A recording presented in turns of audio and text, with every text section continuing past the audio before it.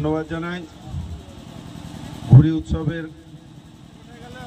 যারা উদ্যোক্তা তাদের সকলকে আন্তরিকভাবে ধন্যবাদ জানাচ্ছি। এই কারণেই যে শহরে এত সুন্দর একটা উৎসব, আজ পৌষ সংক্রান্তির সাথে সাথে বাড়িতে পিঠাপুলি এবং এখানে ঘুড়ি, এটা নতুন ধরনের একটা উৎসব। কিন্তু আমরা কলকাতা বা পার্শ্ববর্তী অন্যান্য জায়গায় দেখি যে বিশ্বকর্মা পুজোর দিন ঘুড়ি হয়, ঘুড়ি উৎসব হয়। তো এটা এখানে এই বছর হচ্ছে। তা আমরা চাইব মুর্শিদাবাদ পৌরসভার পক্ষ থেকে আগামী বছর একটু বেশি করে প্রচার করে যেন আরও বৃহৎ করে এটা করা যায়।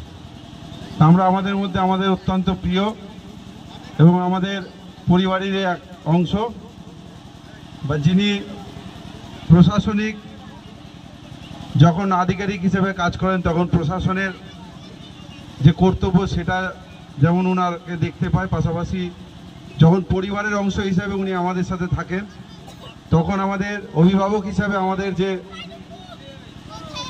যে কোনো খেলাধুলা, সাংস্কৃতিক কোনো অনুষ্ঠান বা আমাদের ছোট্ট ছোট্ট ভাইরা তাদের যে উদ্দেশ্য যে কিছু করব সেগুলোতে সবসময়ের জন্য তার যে সমর্থন।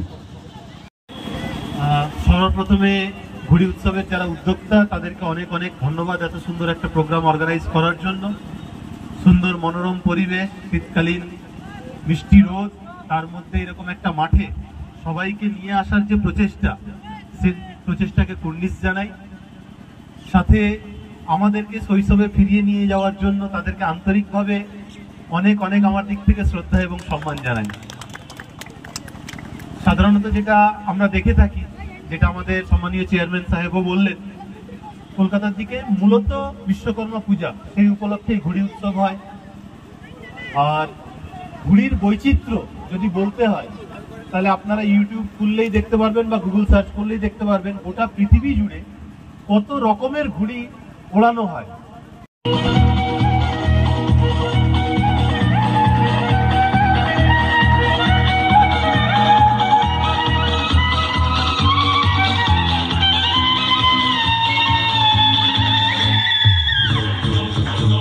সাগরে স্নান করে মরুর বুকে নদী কৃষ্ণা মেটাকে।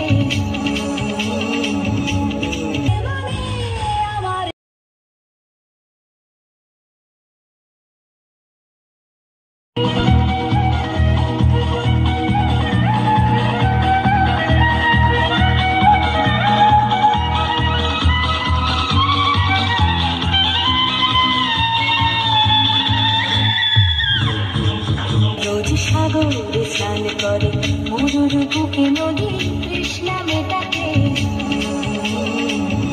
আজকের আমাদের লালবাগ রূপকার ক্লাবের পক্ষ থেকে যে ঘুড়ি উৎসবের আয়োজন করা হয়েছিল, এই ঘুড়ি উৎসবের মধ্যে আমরা একটাই বার্তা দিতে চাই যে দিনের পর দিন যে এই ঘুড়ি টুর্নামেন্ট আগেও হতো, এই টুর্নামেন্টটা দিনের দিন লুপ্ত হয়ে যাচ্ছে। তাই আমরা আমাদের রূপকার ক্লাবের সচেষ্টায় এই আমরা টুর্নামেন্টটা আয়োজন করছি।